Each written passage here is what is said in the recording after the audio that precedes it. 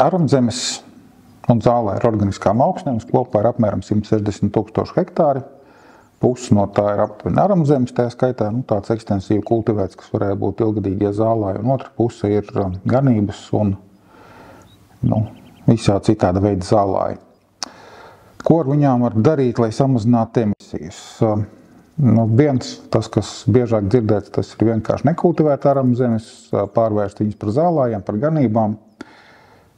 Vai izmantot zāles iegūšanai, vai mēģināt tur kaut kādas bioloģiski vērtīgas sugas ieaudzēt.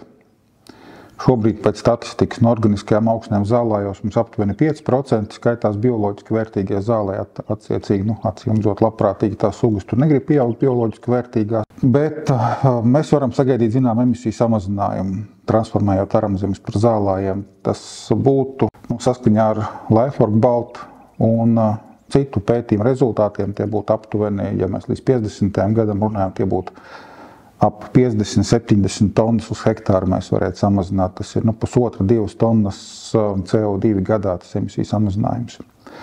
Bet ir otra alternatīva, jeb vesela grupa ar citām alternatīvām, ko var darīt ar šīm organiskajām augsnēm. Faktiski atgriezt viņus dabiskajā stāvoklī, apmežojot. Mēs varam viņus apmežot, ierīkojot mežaudzes ar pārmitrām, ja periodiski aplūstošām, ja periodiski piesātinātām ar ūdeni augsnēm. Un otrs variants, mēs varam saglabāt vai atjaunot meliorācijas sistēmu un ierīkot platības ar meliorētām augsnēm. Abos gadījumos mēs sagaidīsim būtisku emisiju samazinājumu, kas izpaudīsies pirmkārt tādā veidā, ka mums būs mazākas emisijas no augsnes. Mēs esam daudzos pētījumos konstatējuši, ka meža zemē salīdzinot ar lauksaimniecībā izmantojamām zemēm šīs emisijas ir būtiski mazākas. Un otrais, mums veidojas jaunas oglekļa krātuves, tās ir nedzīvā zemsega, dzīvā biomasa kokaugu un nedzīvā kokaugu biomasa. Paralēli, ja mēs saimnieciski aktīvi izmantojam šīs platības, mums veidojas arī koksnes produkti un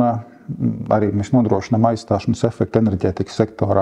Ja tā pavisam matemātiski skaitļos izsaka, tad pirmais šis emisiju samazinājums 30 gados transformēt aramzemi par zālājiem būtu aptuveni 70 tonnas saskaņā ar pētījumu rezultātiem. Tad apmežojot šo platību, tajā pašā laikā mums emisiju samazinājums būtu gandrīz 10 reizes lielāks. Un būtiski, ka šis emisiju samazinājums turpinās arī 2., 3. un turpmākajās meža apritēs, bet, protams, viņš ir mazāks, jo mēs nevaram katru reizi dubultot koksnes pieaugumu pēc platības atjaunošanas. Bet 10 reizes lielāks efekts gandrīz ir apmežojot. Ja mēs pakāpeniski slēdzam meliorācijas sistēmu, visticamāk, ka uzreiz tas nav izdarāms. Vispirms mēs ieaudzējam mežu, panākam to, ka viņš pats spēj regulēt gruntsūdens līmeni un mitruma režīmu tajā platībā, un tad mēs varam slēgt meliorācijas sistēmas pakāpeniski. Tad tas emisiju samazinājums būs mazāks, varbūt pusi, varbūt drusku vairāk, atkarībā no vietējiem apstākļiem, no tā emisiju samazinājuma, ko mēs dabūjam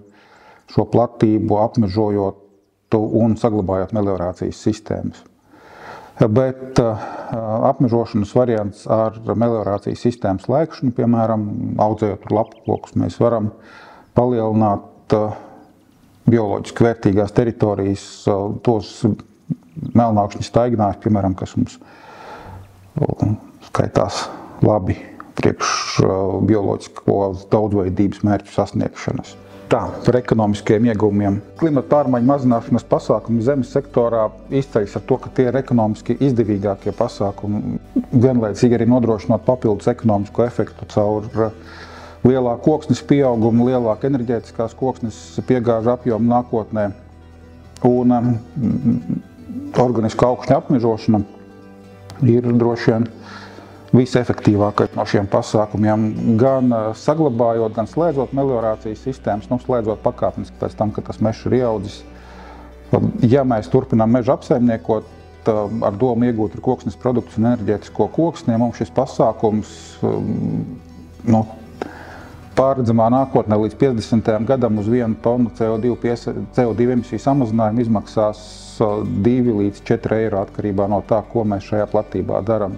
Attiecīgi, tas ir vismaz par kārtu mazāk nekā mēs esam raduši dzirdēt enerģētikas sektorā, piemēram. Aramzemju transformācija par zālājiem, tur tas ekonomiskais efekts būs mazāks noteikti, jo pirmkārt mēs pārtraucam, mēs neiegūstam nekādu produkciju šajā platībā vairs. Bet skaitliskā izteiksmē to grūti pateikt, cik tas viss, cik liels būs emisiju piesaistes vienības tonu izmaksas, jo gan izmaksas nekāda nav, gan arī ieņēmuma nekāda no šīs platības nav. Var rēķināt netiešo zaudējumus, kas rodas zemes īpašniekiem pārtraucot saimniecisko darbību. 1 tonnas izmaksas 2 eiro. Ja mēs skatāmies tālāk par 50. gadu, tad šiem meža apsaimniekošanas pasākumiem, tajā skaitā organisku augšņu apmežošanai, emisiju piesaistes vienības cenas kļūst negatīvas. Tas ir šie pasākumi no izmaksas radošiem transformējas par ieņēmumus radošiem pasākumiem. Un tas raksturīgi faktiski visām darbībām, kas vērsts uz emisiju samazināšanu zemes izmantošanas sektorā. Eiropas Savienības līmeņa politiskie normatīvie dokumenti kopumā atbalsta apmežošanas aktivitāti kā tādu. Eiropas Savienībā pat ir iniciatīva par 3 miljardu koku ieaudzēšanu.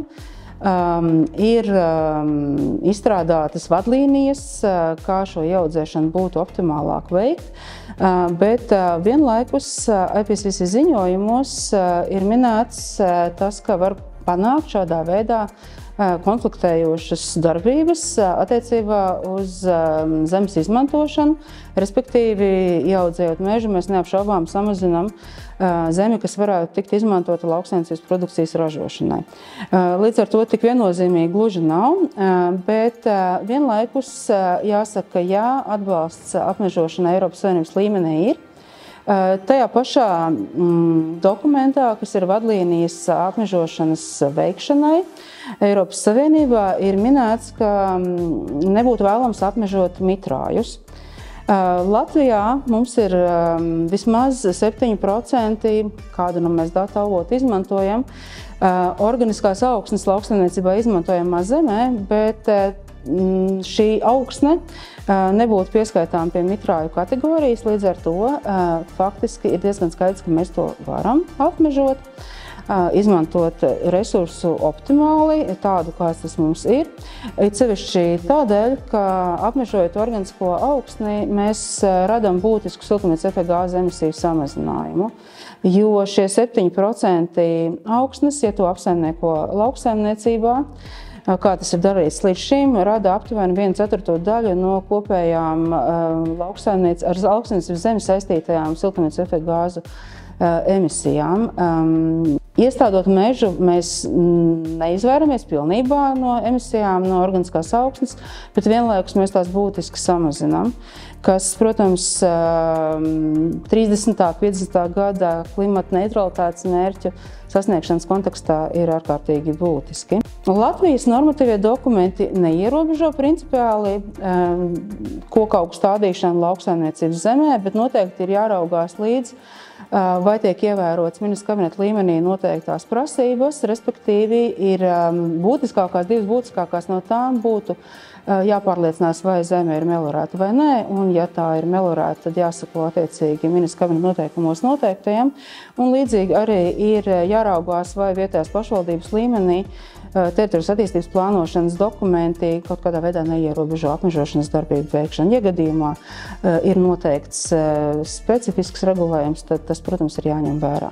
Jā, pasākumu ieviešanas tehniskais potenciāls Latvijā ir ievērojams, tāpat kā tas ir diezgan ievērojams arī Eiropas Savienībā.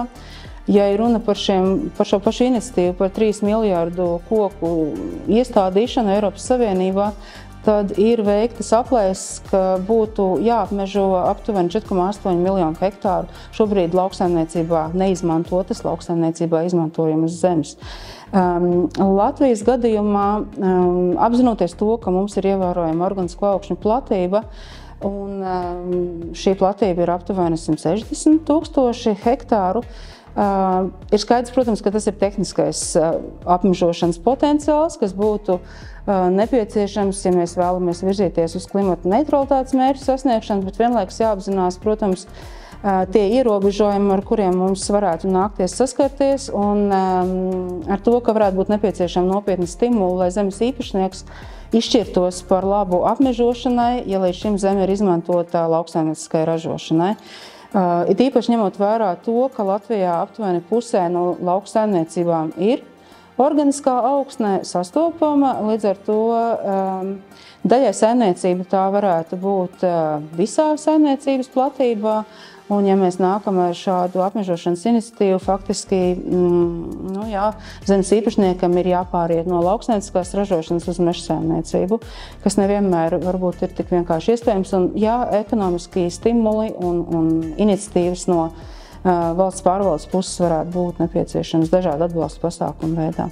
Kopējs lauksaimniecības zemju apmežošanas potenciāls, tajā skaitā mēs varam ieaudzēt mežus platībās ar meliorētām augsnēm, platībās ar saslapinātām, pārslapinātām, uzpludinātām augsnēm, vai ieaudzēt tur kokaugu stādījumus ātraudzīgus. Tā kopējā platība ir 160 000 hektāru, un tad mēs varam izvēlēties, kā viņu izmantot, vai arī optimizēt šo platību izmantošanu atbilstoši tam, kādas vēl saistības mums jāpilda citu normatīvu ietvaros, piemēram, biodaudzveidības saglabāšanas, atjaunošanas ietvaros.